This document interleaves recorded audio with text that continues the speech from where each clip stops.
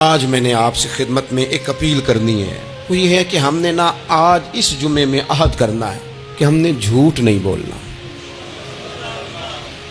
ایک دفعہ ہم نے بچے سے کہا تھا، مجبور تھے، شاید بڑے مجبور ہوں گے ہم، کسی صاحب نے نا بڑی مجبوری میں ایک دن اپنے بچے سے کہہ دیا، وہ باہر آیا تھا بندہ پیسے لینے، اس کا قرض دینا تھا، تنگ دستی تھی، مجبوری تھی، تو اس نے کہا بیٹا ادھر آ، اسے جا کے کہا ابو گھر نہیں۔ آپ نے ایک دفعہ کہا، پھر آپ ساری زندگی روئیں گے کہ پتر میرے ساتھ تو سچ بولا کرنا، لیکن وہ نہیں بولے گا۔ یہ جھوٹ اتنی بڑی مصیبت ہے۔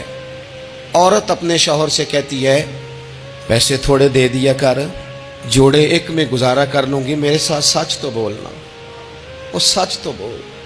تو اگر لاہور جاتا ہے تو مجھے لاہور کا ہی بتا کے جا، میرا رشتہ پیسوں سے نہیں اعتماد سے جڑا ہے۔ ماں کہتی ہے ماں بیٹے سے، پتر سچی بات تھوڑی کر لیا کر، سچی کیا کر۔ سچ ختم ہو گیا۔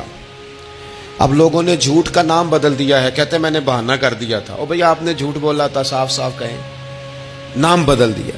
جھوٹ کھا گیا میرے ملک کو، جھوٹ کھا گیا اس ملت کو، جھوٹ نے اس امت کو قریب سے آ کے تھام لیا۔ ہم بڑی آزمائش میں ہیں، ہم مطلب ہر شخصی الا ماشاءاللہ، ہر شخصی، آپ کسی شخص سے کوئی معاہدہ کرتے ہیں، کوئی چیز بنانے کی بات کرتے ہیں، خریدنے کی بات کرتے ہیں، وہ جو کہتا ہے اس پر پورا کیوں نہیں اترتا؟ وہ غلط بات کیوں کرتا ہے؟ میرے نبی پاک علیہ السلام سے پوچھا گیا مومن بزدل ہوتا ہے؟ حضور نے فرمایا ہو جاتا ہے، کبھی یہ غلطی آ جاتی ہے۔ حضور مومن کنجوس ہوتا ہے؟ فرمایا کبھی ہو جاتا ہے۔ یا رسول اللہ مومن جھوٹا بھی ہوتا ہے؟ تو میرے رسول فرمانے لگے نہیں، میرا کلمہ پڑھنے والا ساری غلطیاں کر سکتا ہے، میرا مومن جھوٹ نہیں بولا کرتا۔ مومن جھوٹ۔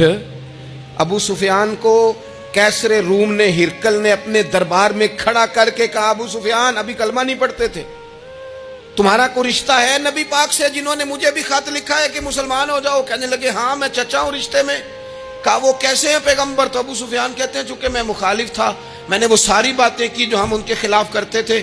اس نے آخری بات پوچھی، اس نے کہا ابو سفیان یہ بتا کہ وہ جنہوں نے اعلان نبوت کیا ہے کیا کبھی انہوں نے جھوٹ بھی بولا ہے؟ ابو سفیان کہتے ہیں کہ ایک منٹ کے لیے میں نے کہا کہہ دوں، مخالفت تھی نا، تو پھر میں نے سوچا یہ تو عرب کی وزاداری کے خلاف ہے، عرب میں سے تو کوئی جھوٹ بولنا پسند ہی نہیں کرتا، اور پھر میں اگر حضور کو معاذ اللہ جادوگر شاعر کہوں گا تو شاید کسی کو ایک منٹ کے لیے متوجہ کر سکوں، اور نبی پاک نے جھوٹ بولا ہے، یہ تو مانے گا ہی کوئی نہیں۔ کہتے ہیں بادشاہ نے پھر زور دے کے کہا سردار بتاتے کیوں نہیں، کیا کبھی انہوں نے جھوٹ بھی بولا ہے؟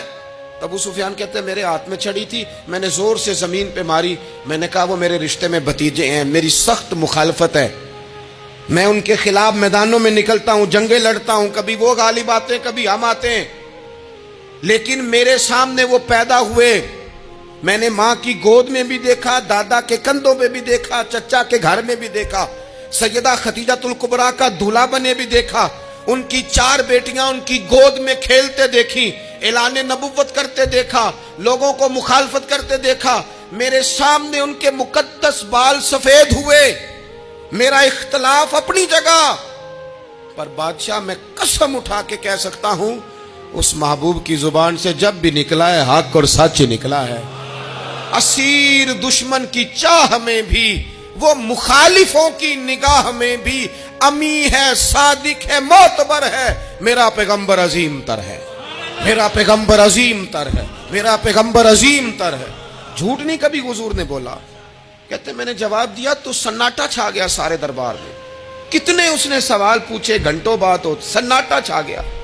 اور پھر بادشاہ نے اپنا پرنا اٹھایا، چادر اٹھائی، کندھے پہ رکھی اور جانے لگا، تو میں نے پیچھے سے پلٹ کے کہا بادشاہ اتنے تو نے سوال کیے، اتنے میں نے جواب دیے، رزلٹ کا بھی تو اعلان کرنا، نتیجہ بھی تو دینا، کیا نکلا؟ تو کہتے ہیں وہ جا رہا تھا، وہیں کھڑے کھڑے اس نے چہرہ میری طرف پھیرا اور کہنے لگا سردار نتیجہ تو نکل آیا ہے، رزلٹ تو نکل آیا۔ جس بندے نے کبھی بندوں سے جھوٹ نہیں بولا وہ یہ جھوٹ کیوں بولے گا کہ میں اللہ کا رسول بن کے آیا ہوں؟ نتیجہ تو نکل آیا، بات تو کلیئر ہو گئی، اب آگے کیا جانا ہے؟